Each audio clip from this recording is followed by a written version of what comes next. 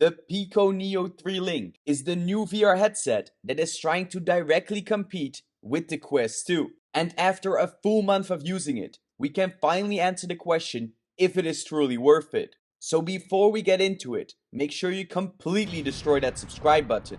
And with that said, let's dive right into it. The Neo 3 Link is Pico's first consumer headset to release inside the West. And they recently got acquired by the owner of TikTok, known as ByteDance. They even announced that their next VR headset, most probably called the Neo 4, will come out in less than 12 months. Even so, the Neo 3 Link does actually have some big advantages over the Quest 2. So let's break it down, starting off with design, comfort, and specs. No matter from what angle you look at it, the Neo 3 Link looks exactly like the Quest 2. With a small color difference, it literally has the same design with 4 cameras for tracking and a bulky front visor that stores all the headset's compute power. The charging itself is done by USB-C, and they even have the same 3-point lens adjustments for covering your eye distances. One nice and big advantage of the Neo is that it comes with an Elite strap already integrated into the device.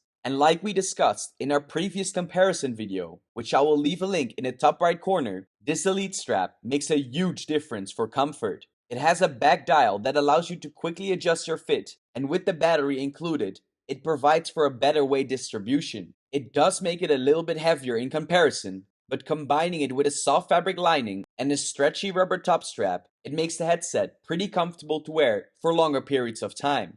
But when we look at the specs, these are basically the exact same, both rocking a Qualcomm XR2 chip and the same resolution displays, and both being capable of reaching 120Hz. So don't expect any significant leaps in graphical fidelity or performance, which gets us to the second part, being the controllers and tracking. If you know how the Quest 2 controllers feel, then you also know what to expect from the Neo 3 Link, with all the buttons being virtually mapped the same to even a home and a menu button. Personally though, I do think that the Quest 2 controllers have a lot more of a premium feel, but when it comes to the actual tracking, the accuracy is pretty much on point. But that brings the question, how is the standalone experience? And as far as the content library goes, the Neo 3 Link currently does a decent job of bringing the Quest 2's best third-party games to its new ecosystem, where they both look and play practically identical. These include games like Super Hot VR, 11 Table Tennis,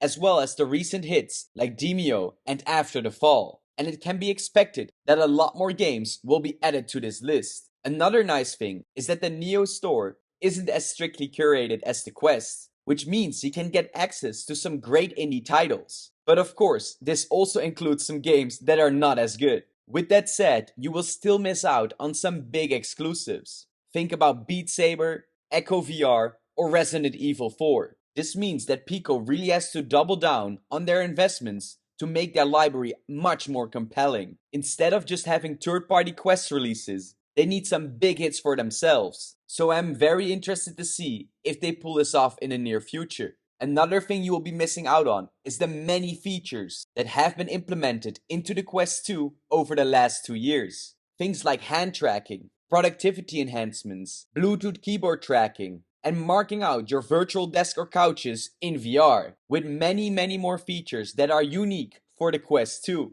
This is mainly because the Quest 2 has got a lot more time, with each month getting major big updates. Pico is essentially only just starting out on the same journey that Meta began all the way back when it released their first Quest. So we can expect many of these features to eventually find their way into the Neo series as well. But the big question is if the Neo 3 Link will continue to be supported once its successor arrives within 12 months. Which makes it even harder to recommend this headset over the Quest. But there might be one big exception, and that is for PC integration.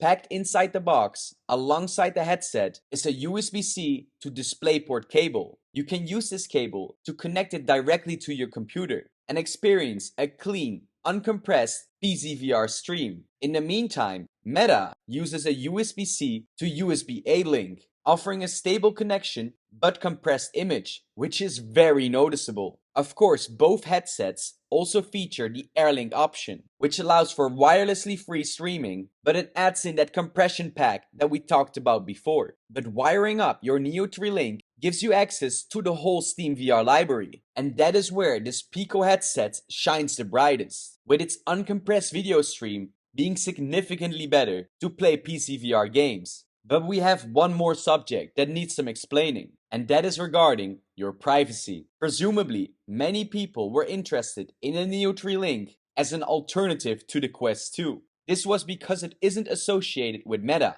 You don't need a Facebook account to set up the device, and you won't lose any access to your games and apps in case your account would be banned. But just because you don't need a social media account doesn't mean there aren't privacy concerns with the Neo 3 Link. Like mentioned before, Pico is now owned by the company behind TikTok, and TikTok itself has been at the center of debate for some time. So when deciding on how much of an issue this is, do realize that both companies have their own problems and reputation regarding data privacy, which gets us to the final conclusion. The Pico Neo 3 Link marks a decent start for ByteDance with its headset that is comparable in lots of different ways with the Quest 2, with some even more favorable, like the included Elite strap, but also some downsides, with it missing some vital features and software, making the headset feel like it's still in its beta phase. And I personally think that in almost any scenario, the Quest 2 is still a clear winner. And if you already own it, I don't think it is worth the upgrade. But there is one scenario where the Pico Neo 3 Link might be better.